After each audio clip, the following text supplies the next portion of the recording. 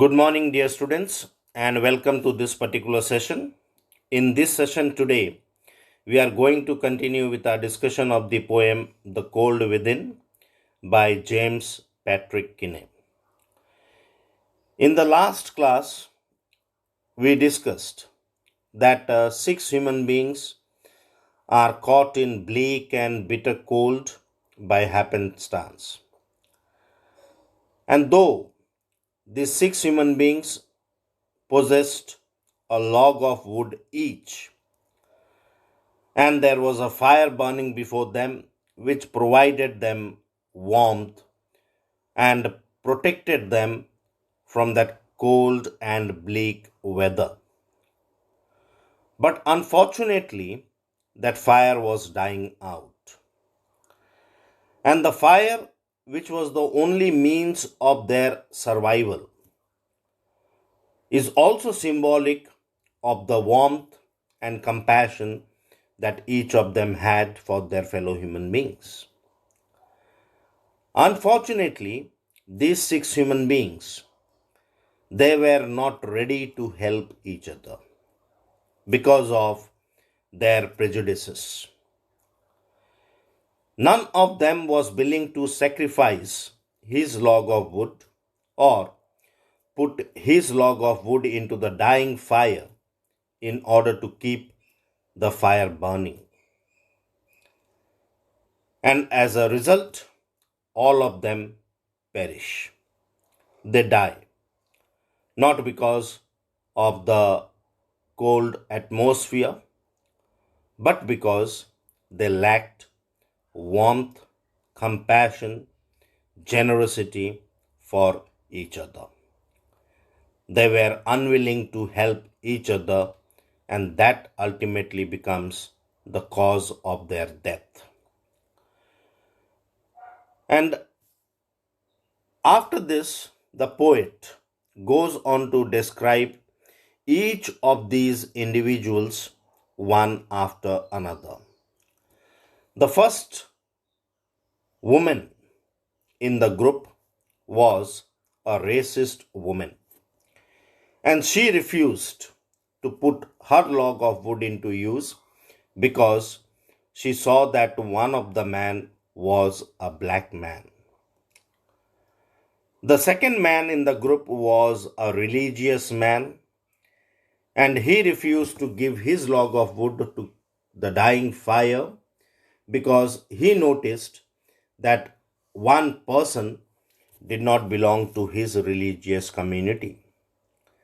And the third man, who was in tattered clothes, was a poor man, and he refused to give his log of wood because he did not want to help the idle rich man who always thrive on the hard labor of the poor people. It is from here that we are going to continue in today's class. The next man in the group was a rich man, and you can see the image of rich man here. The rich man just sat back and thought of the wealth he had in store. He had in store means he was thinking about the wealth that he had accumulated. And he was also thinking how to keep what he had earned from the lazy, shiftless poor. He was also thinking how to keep his wealth protected from the lazy and shiftless poor. Now, the poor is referred to as lazy here because the rich man believed that the poor people, they always shirk from their work. And they are shiftless because they are without any ambition to succeed in their life. Now, the fourth man in the group was a rich man. And this rich man sat back and thought of the money that he had accumulated. And he was also thinking how he could save that money from the lazy poor. He did not want to give anything to the undeserving poor. Thus, he showed his greed and stinginess. In other words, we can say that the thoughts of keeping his wealth safe from the lazy poor man preoccupied his mind.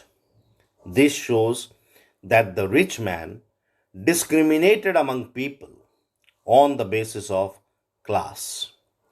The rich man considered the poor to be lazy and shiftless because, according to him, the poor always shirk from their work and they are without any aim or ambition to succeed in their life.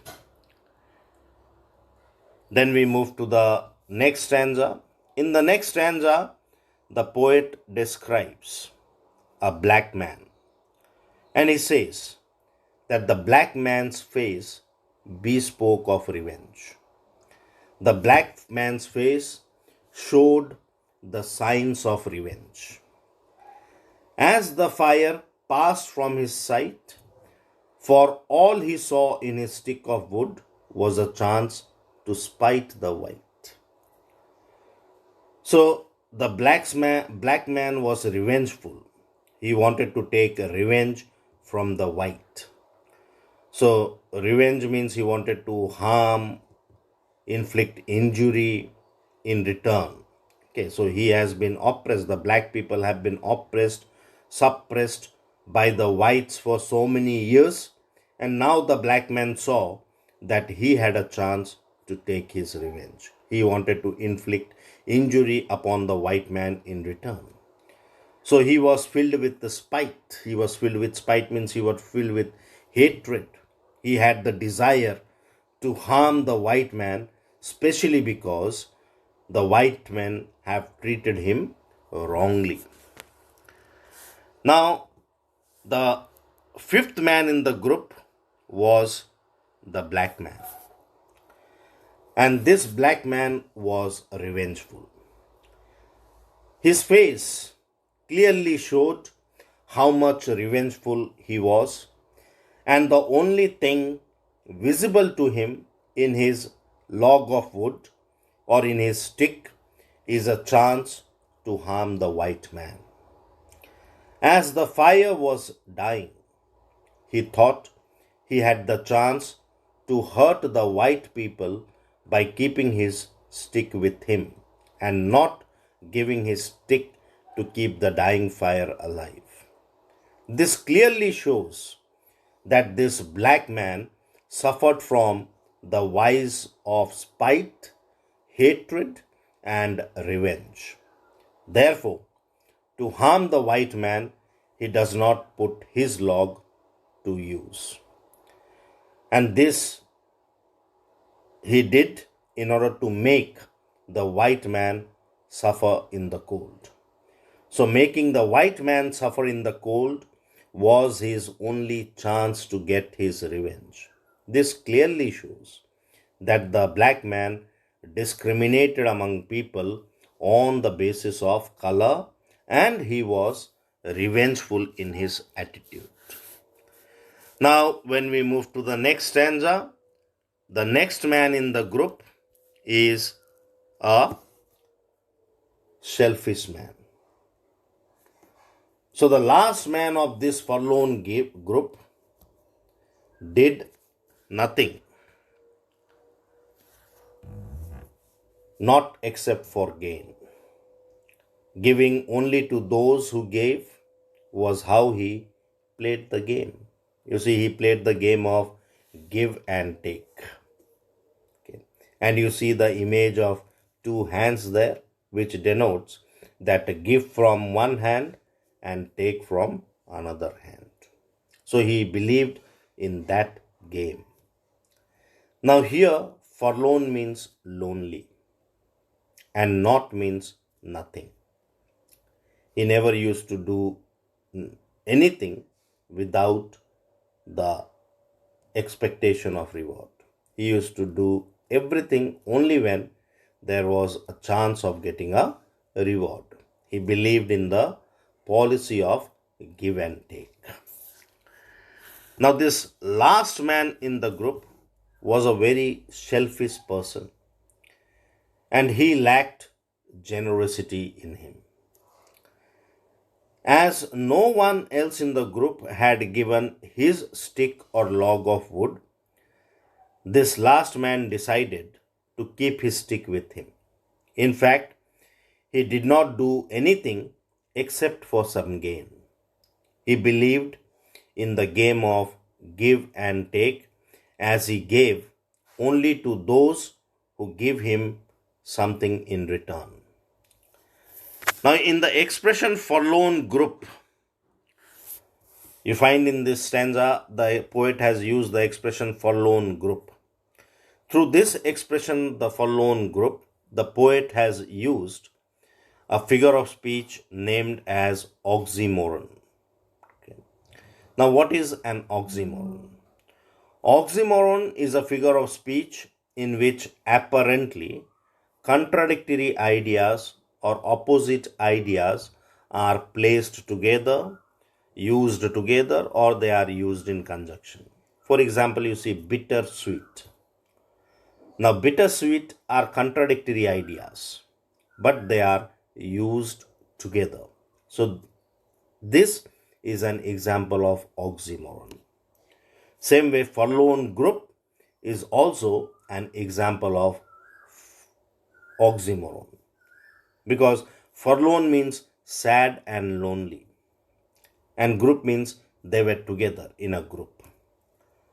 So, lonely and group, they are contradictory ideas. And it is ironical that the six humans referred to in the poem, they are sitting together in a group. Yet, they are lonely because of their cold heartedness.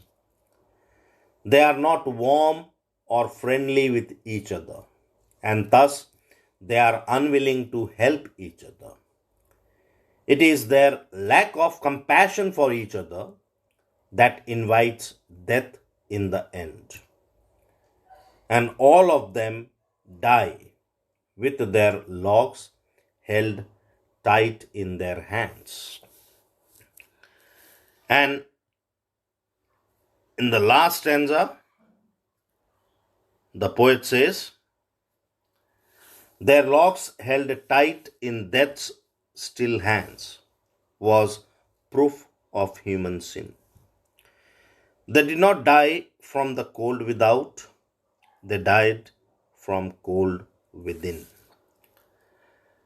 Now, in death's still hands, still means something that is very rigid, not moving. So, all these people, they possessed still hands because their hands were not moving. They were holding the log of wood still in their hands and not giving the log of wood to the fire to keep the dying fire alive and also to keep themselves alive. And this act of the six human beings, all of them froze to death.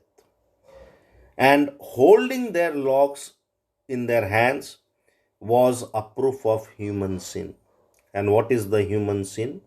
It is referred to as a human sin because they disobey the commandment of God. Love thy neighbor as thyself. You see, the Creator created all the human beings. And when He created the human beings, He did not discriminate among the human beings. He created everyone equal. But it is the human beings who started discriminating among themselves on the basis of caste, color, religion, race, etc. Okay. So they did not show any love to their neighbor. So this was a proof of human sin. And they did not die from the cold without. Cold without means the cold out of doors. They did not die because of the cold environment, because of the cold weather, but they died from the cold within. They died from the cold within. Cold of within means the lack of human feelings like generosity, selflessness, kindness, compassion, etc. Okay. So, in the last stanza, we find that as the fire extinguished, all the six human beings they died, holding their log of wood tight in their hands. And this act of holding their log of wood tight in their hand is nothing but a proof of human sin. Each of them had a log still in his or her hand, suggesting that no one had renounced sinning. No one had given up committing sins, or no one had given up being unkind for one reason or the other. One of the leading themes of the play is highlighted here.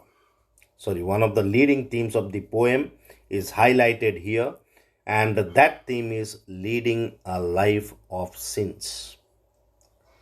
The poet shows that each one of us, that is represented by the six humans. You see, they are not referred to as man or woman, they are not referred to as people. Had they been referred to as men, women, or people, then its connotation would have been different. But here, they are referred to as six humans. So they represent the entire human race, they represent us. And each of these six humans is afflicted with some kind of prejudice or sin.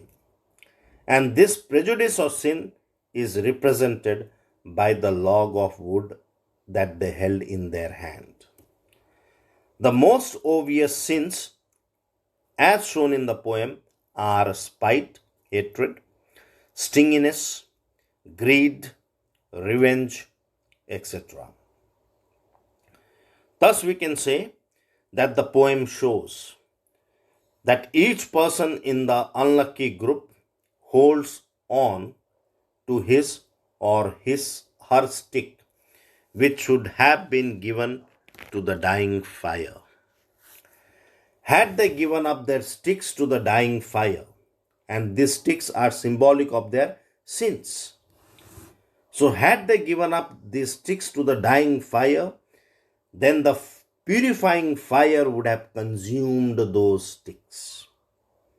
In other words, the fire would have purified their souls and they might have survived. Or they might have gone to the other world without the burden of their sins. But these six humans did not prefer to give their log of wood. Instead, they preferred to die with their sins in their mind. So you see, here one thing to be noted is that these six humans not only died physically but also died spiritually, because they were not able to give up their sins even during the last time of their life. So that denotes their spiritual death as well. They held on to their log of wood. That means what? They held on to their sinful nature. These six human beings died not because of the cold outside, but because of the cold within. They died because they were very selfish towards each other and they were selfish to help others. The cold within, as said earlier, it refers to the lack of feelings, warmth, or compassion for others. And when we lack feelings, generosity, warmth, compassion for others, then this is no less than a sin. Many of us develop this coldness in our hearts out of some prejudice. And these prejudices may be related to race, color, caste, religion, region, etc. And when we are controlled or guided by these prejudices, then we become mean, stingy, selfish, greedy, and unkind. So, in this particular poem, the six persons, they are trapped together in extreme cold somewhere, and they perish, they die because of their prejudices. The coldness in their hearts rather than the coldness outdoors proves fatal to them. And this group of six persons, they are near fire which was fast dying. Each one knows that if only the fire was kept on burning, they could have survived. Each of them had a stick of wood which could have kept the fire burning. But ironically, no one was willing to give up his stick for one reason or the other. And the result is their death by cold. They freeze to death, not because of the cold outside, but because of the cold within. And this is the major theme of the poem. The idea that is highlighted here is that the coldness in man's heart is a kind of death. In this stanza, death has been personified as it is said to have still hands. And we can thus conclude that the poem Cold Within is symbolic of lack of warmth and compassion in human beings. The cold within gives us a useful message through a little story. And we see that six human beings found themselves trapped together in extreme cold. Their fire, their only hope of survival in the cold, was fast dying. And this fire is symbolic. Fire is symbolic of the warmth of the feeling of generosity, friendly feeling towards one another. Each one of them had a stick of wood. If any one of them had given up his or her stick to feed the dying fire, all of them had the chance to survive. But sadly, none of them was ready to oblige for one reason or the other, and it was not the cold outside, but the cold inside, which was sure to perish all of them, to kill all of them. So, therefore, the cold within refers to the lack of feeling for others, cruelty, indifference, hatred, so on and so forth. Like a good parable, the poem conveys the idea that we must tolerate, if not love, one another. We should be kind and generous towards our fellow human beings. We should not allow religion, color, or any other prejudice to become mean, selfish, and even self destructive, as shown in this particular poem. So, this much from Cold Within. I hope all of you have understood the poem, and you can make use of these videos to get your notes as well, because you see all these PPTs, they contain the note as well. So this will help you a lot to prepare your question answers as well. So now it's time to start writing the question answers. So please do work out the question answers, and if you have any doubt with regard to any question, you can please ask me in my personal number. Thank you for watching the video, and may God bless all of us.